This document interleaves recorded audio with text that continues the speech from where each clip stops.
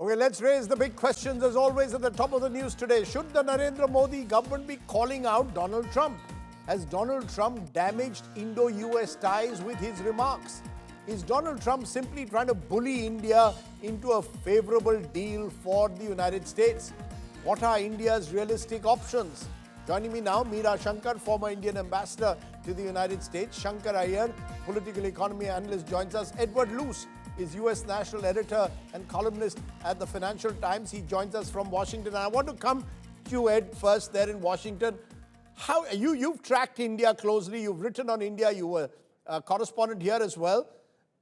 What makes Donald Trump makes these remarks calling India and Russia a dead economy, saying he doesn't care what happens to India? Is this just a bully trying to put India in a difficult spot while these trade negotiations are on? Well, that's certainly been his tactic, not just as president, but in negotiations as a businessman for many decades. He stiffs contractors and he stiffs business associates. I mean, that's just his modus operandi. I think if you look at sort of the various bilateral trade deals, if we use the word deal, it's a big word for what are essentially truth social postings. Without any details to them. But whether you're looking at Japan, whether you're looking at Vietnam, whether you're looking at Indonesia, or at countries that haven't done them, then the countries that haven't done them, like Mexico and Brazil, are the ones that are hanging tough.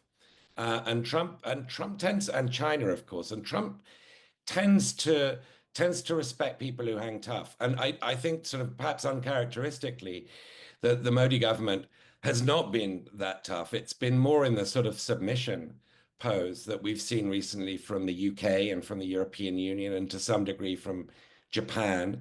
And that doesn't necessarily buy you much with Trump, that he doesn't have deep, he calls Modi a friend. I don't think he has deep sort of personal loyalties to anybody. No, but what do you mean, Ed, when you say India must hang tough? We are seeing the Chinese look Trump in the eye, the Brazilians did, and there was a phrase I think that your newspaper used saying, taco, Trump always chickens out. What do you mean when you say India must hang in tough? What does toughness mean? Just simply look him in the eye and say, and respond to him, or stay silent? That's a good question, and there isn't a sort of ready answer because Trump is so capricious and unpredictable. And clearly India doesn't have the kind of leverage that China has with its stranglehold on critical minerals and rare earths, etc. But I don't think a 25% tariff, if it doesn't apply to iPhones, and right now iPhones are excluded, Apple's products are excluded from Trump's tariffs, but if that 25% tariff on India excluded iPhones, India can weather this storm. It's chiefly, much more than China, a domestic demand-driven economy. So it can weather this storm.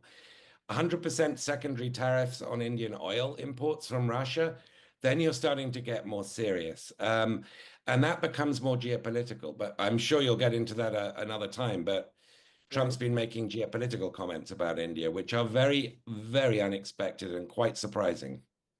Let me just take that to Meera Shankar. Meera Shankar, it's not just about tariffs anymore. It's about the manner in which Trump is now trying to almost link or fuse India and Russia and objecting to India trading in oil with Russians, buying Russian oil at a time of the war in Ukraine. So as Ed Luce said, it's no longer just about tariffs. He's also entering the realm of geopolitics, almost trying to sort of erode India's strategic autonomy. Surely on that, we should tell Trump where to draw a line, or is it best to stay silent when you're dealing with someone like Donald Trump and do what you have to behind closed doors? I think it's best not to be very emotional in our response. I think you have to be hard-headed. There are situations where there are no good options. Then you have to pick the least worst option as far as your economic growth is concerned, as far as your place in the global economy is concerned, and global geopolitics is concerned. Now, with Trump, you're seeing that it is his position on Ukraine which has shifted, on Russia which has shifted. He initially said he will have a peace deal or a ceasefire in 24 hours. Didn't happen. He's finding President Putin a harder nut to crack than he thought. And then that frustration at that is now finding its way to, Russia's partners in terms of energy. Now, China is the biggest partner, though Trump calls India the biggest buyer. There are oil pipelines, gas pipelines going from Russia to China, which actually came into place after the US started squeezing Russia on sanctions. Till then, China and Russia were never able to agree on the price of gas and so on. Now, at that time, they agreed very quickly. And so now China has replaced Europe as Russia's biggest energy partner. The same with regard to Iran. But what do we see? Trump has been unable to take on China in the way that he expected because China has leverage vis-a-vis the US and has called it into play by putting restrictions on rare earths. So no, so the fact is, though, are you saying that China has leverage where we don't? Is that an admission in a way that China has the kind of leverage with America that we don't? Yes, I would say that. And I think what US is doing is to pick an easier target, which is large and visible, but really doesn't have the kind of leverage that either China or Japan or even the EU have. For instance, Japan is the largest holder of US treasuries, over $1 trillion. EU also holds a large number of US treasuries, UK being the second largest holder. But where does that leave? Where does that leave our whole the bonhomie, the hugs, the handshakes, the namaste Trump, the howdy Modi, and all the bonhomie and the so-called chemistry that existed between Mr. Modi and Trump? I think President Trump really doesn't have chemistry with anyone. I don't think he has friends.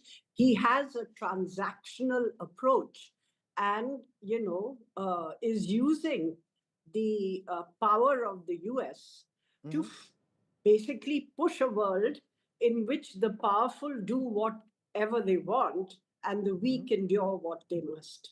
So but the thing, let me just take that to Shankar Iyer. Shankar Iyer, look at how India sees itself. India's self-image now is that we're going to become the third largest economy in the world. We are the fastest growing economy among in large markets. We can face up to Trump. At least that's how the Modi government has pushed the narrative within the country. But many others believe India just doesn't have the leverage with the United States that, say, China does. Where is the truth? Is the truth somewhere in between, that Trump also needs India as a major market? Well, first of all, let me start by saying that Trump's Truth Social post is an expression of his frustration at India's stance on the trade negotiations. It's always been the first term people were wondering whether to take Trump seriously or literally. In this second term, you have to wonder when you have to take him literally and when you have to take him seriously. In the specific instance of the zero, whatever he called India, I mean, he is not qualified to make any. I mean, he can't call. He is not qualified to comment on the U.S. economy. So I leave it to what he said about the Indian economy. But the point is that when we talk about how he deals with his allies and his foes, or others, there is the element of coercion, the element of the bullying that you see in schools. So India has to stand up. Now the question is, why is he not able to do anything to China? Because China has strategized its economy, it has grown its economy, it has opened its economy, it has been competitive, it has been smarter about its growth. Whereas in India, all the reforms that we have done is in 1991, which was the low-hanging fruit of the license Raj dismantling. So if India wants to go down the path of sovereign autonomy, strategic autonomy, it has to fix all the issues in its domestic economy. It is all very fine to say that we are a large domestic economy. You're only $3 trillion. So, I mean, there are companies in the US stock market which are more than that. California's GDP is more than that. We have to stop getting high on our own supply, as it's said in Hollywood. We have to figure out how we are going to. So, Rajdeep, all powerful people and powerful countries are also dependent. You have to structure your economy, your strategy to create dependencies. In the post-Pokhran sanctions, we had leveraged India's reach into the software sector as an element of our geopolitical and diplomatic reach. Are we doing that? We don't know. I mean, there is Can, there is an element here that we need to examine as to what are can I our. just can I just stop you there? What are our strengths? Just to put this graphic up, Shankar, and then respond to that. Top 10 GDP nations projected growth for 2025. The United States is at 1.8%, China 4.4%, Germany 0.1%, India 6.2%, Japan 0.6%, UK 1.1%, France 0.6%, Italy 0.4%, Canada 1.4%, Brazil 2%. This is IMF's World Economic Outlook. Of course, remember the size of the economy also does matter. Now, we could claim we are going to become the third largest economy. Are you saying that is something that Trump will simply disregard?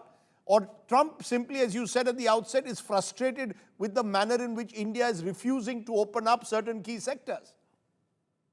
Well, he's frustrated that he is not getting what he wants. What does the US want? US wants that its regulations, its clearances, the steps that its regulators have taken in the US should be applicable in India in toto, thereby bypassing our sovereign right to filter regulatory clearances. What does Trump want in the agriculture sector? Is to export soya and corns, which are GM modified crops, into India, which we cannot allow. What Trump wants to export dairy products. There is an issue about what the cattle is fed in the US, and there are cultural questions around that. So these are things that are issues. I mean, yes, we are growing at 6%, but your economy is just, 3 trillion. Where is 3 trillion, 4 trillion? So you have to be realistic about where you stand on the global stage. Yes, we are growing in the hierarchy of economies, but that is also partly because we are 1.5 billion people. So Right. there is going to be that. This is the potential that we have to leverage, that we are going to be a large economy. We are going to do this. We will be higher up on the per capita income. We can buy your products. This is the conversation that needs to happen. Okay. But for all that to happen, the states have to reforms. Look Well, at the we will. labor code. That's another bigger debate of what we need to do to get our economy back on track. I know you've been writing on that, Shankar, but I want to come to you, Ed. Just before that, I just want to play what Donald Trump has been saying on Narendra Modi, and I want an explanation from you in Washington, from your vantage point, to try and explain to audiences, is this a Jekyll and Hyde character? Donald Trump on Prime Minister Modi not too long ago. Listen in. Modi, you're fantastic. Fantastic man. A lot of these leaders are fantastic. You have to understand one thing. They're 100%. These people are the sharpest people. They're not a little bit backward. They are at the top. You know the expression, they're at the top of their game. Hello, Houston. I am so thrilled to be here in the great state of Texas with one of America's greatest, most devoted, and most loyal friends, Prime Minister Modi of India. Thank you. And Prime Minister Modi is doing a truly exceptional job for India and for all of the Indian people. It is my immense privilege to be here with him today at this profoundly historic event. We in India have connected well with President Trump. The words of candidate Trump, "Ab ki baar Trump Sarkar," rang loud and clear. You know, Ed Luz, there are those in this country who tell me that the way to Trump's heart is to simply pander to his ego. The Prime Minister seemed to do that, Ab ki baar Trump Sarkar. Do you believe that was a miscalculation? That's not the way to deal with Donald Trump? You've just got to deal with a transactional president like a businessman would? Yes, the latter. I don't think we've got any sort of equivalent footage of Xi Jinping and Trump saying those things about each other, although Trump does admire and has openly expressed envy for Xi Jinping's president for life designation. But flattery gets you places with Trump, but not for very long. So, to put it slightly pompously, it's a sort of necessary but not sufficient condition to buy his longer term loyalty. And I think he sees India and sees Modi's government as not giving him very much, and that there is this potential huge market there to which, to be fair, there is quite restricted access relative to, most other large economies in the world. India is relatively protectionist. The bigger question here to me is, successive American administrations, really since Clinton, through Bush Jr., particularly after 9/11, through Obama, through Trump's first term, through Biden, until now, have said, look, India's success is our success. We want you to succeed because you are a counterbalance to China. And democratic administrations will then go further and say, because you share our values, etc., about democracy. But essentially, this has been a geopolitical stance of successive American administrations to show forbearance towards India's relatively protectionist economy. That's over. There's no more geopolitics here. There is no more sort of implicit subsidy to India's success. Trump's transactional. He wants business deals. He wants money. He doesn't like to see American trade deficits as a $40 billion or so trade deficit that the US has with India. And I don't think any amount of geopolitical lectures by the China hawks in his administration will change his mind, his instinctively transactional mind, that he wants to see the goods. He wants to see the money. He wants to see the money. Given that, Meera Shankar, have we got the flattery bit wrong? Time to move out of the flattery. For much too long, we pandered to Trump's ego. Is that something that our diplomats also need to relook at and maybe pivot? I would imagine that recently, actually, we have needled him, perhaps a little unnecessarily, on the whole claim of Trump to have mediated a ceasefire between India and Pakistan. We've been quite explicit in saying that this was not the case. There was no call between Trump and Modi and so on. It's really an irritant. It's not something very material. And we could have handled it by saying, yeah, they played a helpful role in persuading Pakistan to see reason. It's an easy way to handle it without needling. But overall, I would say that in dealing with the US, just as in dealing with any other country, you have to be respectful of your own concerns, also sensitive to their concerns, but deal with them as equals to the extent you can.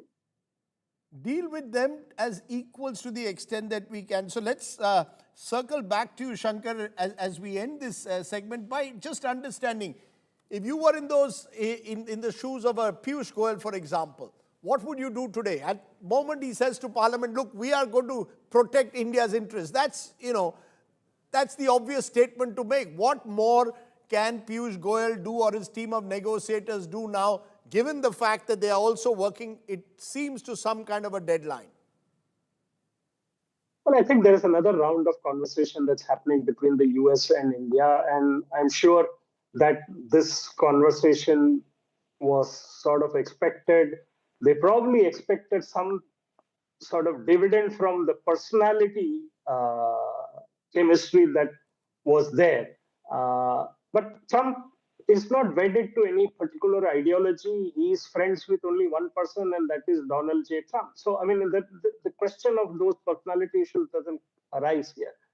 I think they have some options on the table, and depends on how, opening up the ag market or the dairy market. These are issues that have deep significance in how we manage our economy. So we'll have to probably take it on the chin and walk along and try to get to the point. Our best